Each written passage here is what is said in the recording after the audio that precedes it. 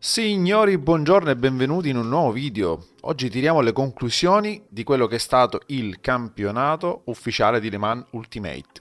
E allora dobbiamo rispondere a domande come: quali sono i vantaggi di fare un abbonamento Race Control GG? Nei campionati la gente è più corretta? Quanto costa? Come funziona? Vabbè, scopriamolo nel video. Come avrete notato, da qualche tempo a questa parte, circa un mese e mezzo, è spuntata questa nuova interfaccia all'interno dell'online che ci permette di entrare tramite un abbonamento a far parte dei campionati ufficiali di Le Mans Ultimate. Per queste 6 settimane le proposte erano 4. Io ho deciso di fare LM GT3 Fixed, quindi tutti con il setup Fixed, anche perché mi combaciavano i giorni e gli orari per poter partecipare almeno a una gara settimanale.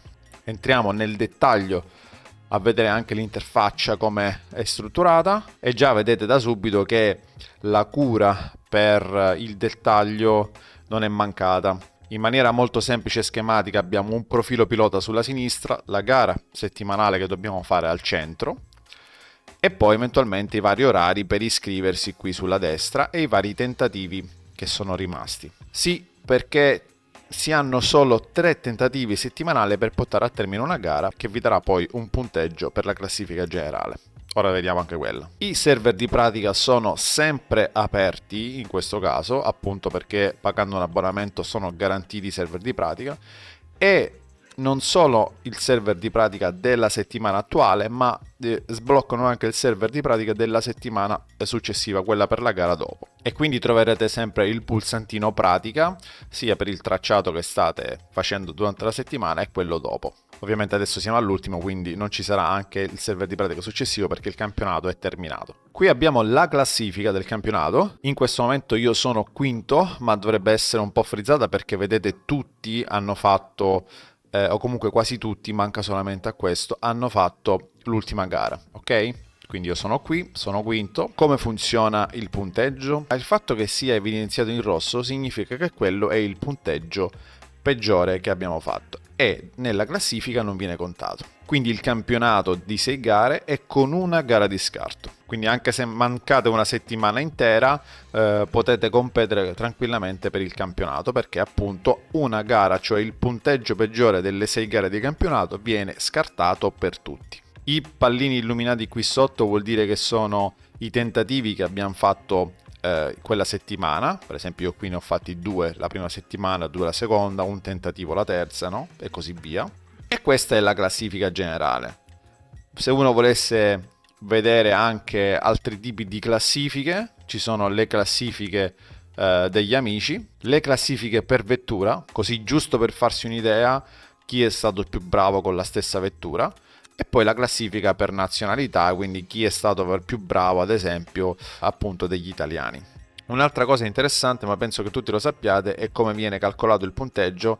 È così su iRacing e così anche su LFM c'è il SOF, quindi in base agli iscritti della gara viene stimato un punteggio appunto della lobby e poi vengono distribuiti i punti in base a dove ci classifichiamo. Io in questo caso ero svantaggiato perché mi sono iscritto al campionato con la patente G1, quindi con un driver rank molto alto rispetto agli altri che sono sbarcati magari da Assetto Corsa Competizione e da altri titoli che non hanno mai manco avuto la possibilità di salire così tanto di driver rank, e quindi magari arrivando anche davanti a me o anche dietro di me prendevano più punteggio rispetto a me.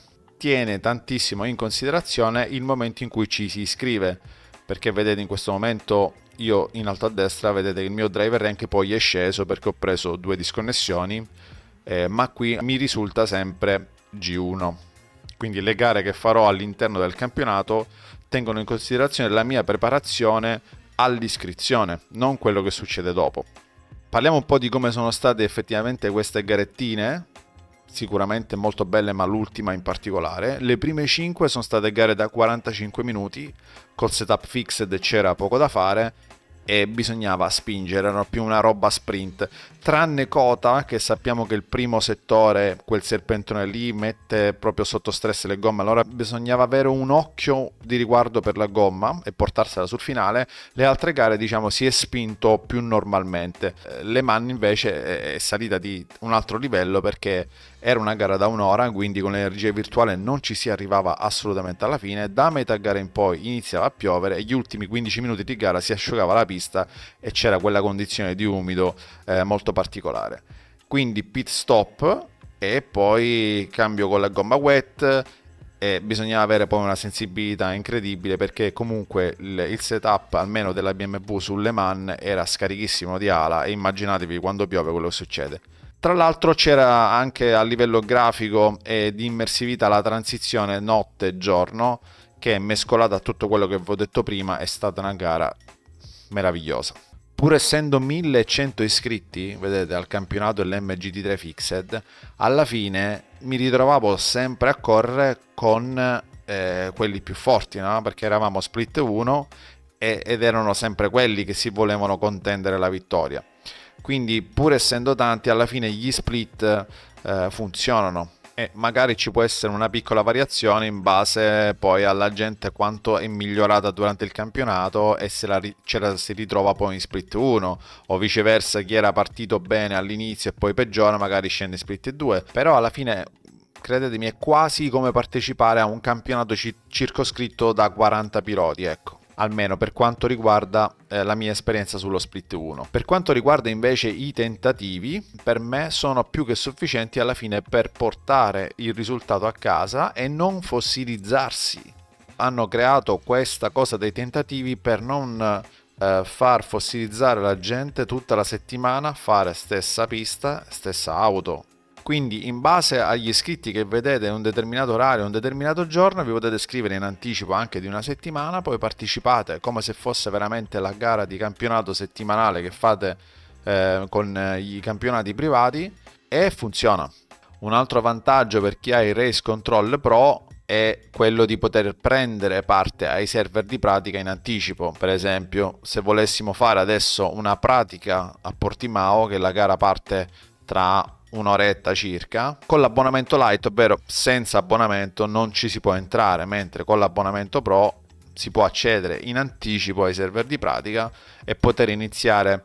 Poter avere un vantaggio rispetto agli altri, non è proprio un vantaggio, ma comunque uno si può riscaldare prima, o comunque può sfruttare questa roba del server di pratica anticipato. E come avete potuto intuire, perché ho visto tantissimi di voi partecipare alle for fun che sono spuntate sul sito Race Control o anche direttamente su SimGrid, non è necessario avere l'abbonamento per poter far parte appunto a queste gare, a questi eventi. Quindi, tornando a noi, secondo la mia esperienza, vale la pena spendere questi 50 euro l'anno per poter accedere ai campionati privati di LBU? Per me assolutamente sì, vale la pena. Ci sono persone più educate, più corrette? Nì, però normalmente quando poi ti incontri sempre con gli stessi è più facile capire come si comporta una persona in pista.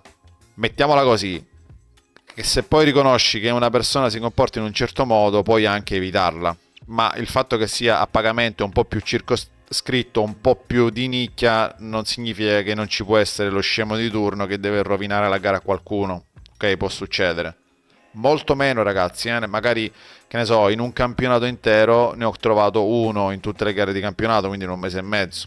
Comunque tutto il mondo è paese, non è che non ci saranno contatti, ecco. Ricolleghiamoci ai contatti. Chi ha il Race Control Pro quindi ha anche il vantaggio dei report prioritari, no? Quindi se fate il report a qualcuno viene, diciamo, analizzato prima nella coda rispetto a chi non ha il Race Control Pro. E si parlava di vantaggi futuri come la possibilità di mettere le livree sulla vettura. Questa è una cosa che non è confermata, si vociferava appunto tempo fa. Rivediamo al volo quali sono i piani di abbonamento qualora qualcuno di voi si volesse abbonare per partire da domani con i nuovi campionati. Race Control Pro, che ci dà come vantaggio rispetto a tutti gli altri che hanno l'abbonamento tradizionale light, che quindi non è un abbonamento, non prendiamoci in giro. Abbiamo la possibilità di entrare nei campionati privati, di estendere la registrazione sui server di pratica, come avevo fatto vedere prima su Portimao, e la priorità Driver Reports, cioè significa che vi danno priorità per analizzare un report. Cosa cambia rispetto a Race Control Pro Plus è che qui vi includono nell'abbonamento tutti i DLC di LMU, addirittura tutti i DLC di Air Factor 2. Però è un po' strano come abbonamento, io lo vedo un po' strano perché ancora sono troppo pochi DLC per sfruttare questo tipo di abbonamento. Inoltre l'avrei fatto a gioco incluso, nel senso che vuoi farmi pagare di più, ma quantomeno voglio pagare solo l'abbonamento, non voglio pagare il gioco a parte. Col gioco incluso o con tutti e due i giochi inclusi tipo LMU Air Factor 2 avrebbe avuto senso anche pagare 10 euro al mese, ma pure 12. Parere mio. Bene ragazzi, siamo giunti alla fine del video, quindi valutate voi se volete partecipare ai prossimi campionati che partiranno domani su LMU e nel caso ci vediamo in pista.